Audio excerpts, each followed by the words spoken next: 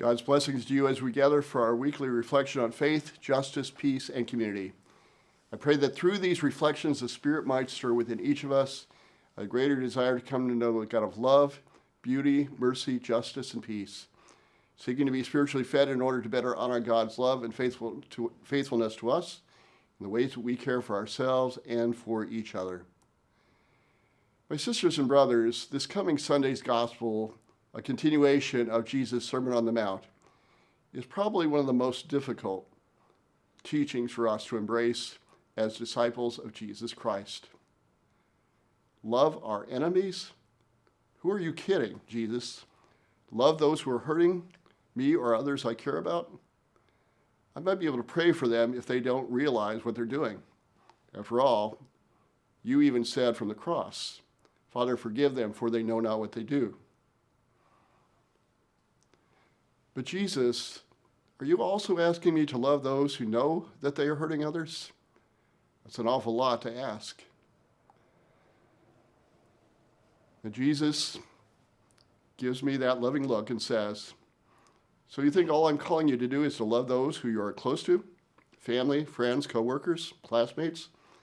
You think I'm calling you to just love those who are poor and not those who are spiritually, ethically, or morally poor?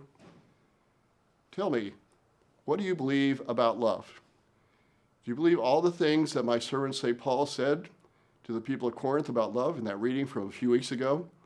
That beautiful reflection on love we so often use at weddings and funerals? Let me remind you, love is patient, love is kind. It is not jealous.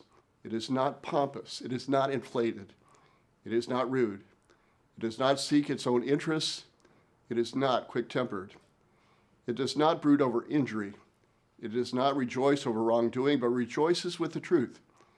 It bears all things, believes all things, hopes all things, endures all things. Are these just nice thoughts, pretty words? Or do we believe that this is what love is? Jesus says to us, I know it's difficult to love your enemies, but here's your choice. Believe in what love can do, or let your own disdain or hatred for your enemies continue to eat away at your spirit and distract you from expressing love in the fullest way that you're able. My friends, I invite you to look at the Black community, who for centuries has embraced the heart of the gospel message, despite the atrocities done to them by the white community, who perverted the Christian message to serve their own purposes. Do some Black people hate white people? Yes.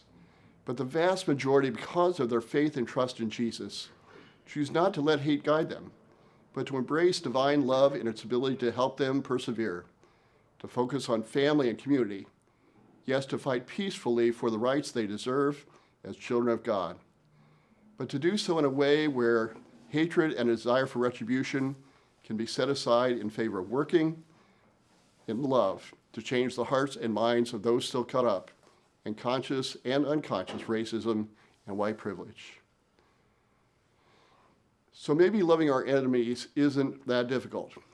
In fact, it may deepen our own sense of the incredible power of love that can and will overcome fear, hatred, and abusive power.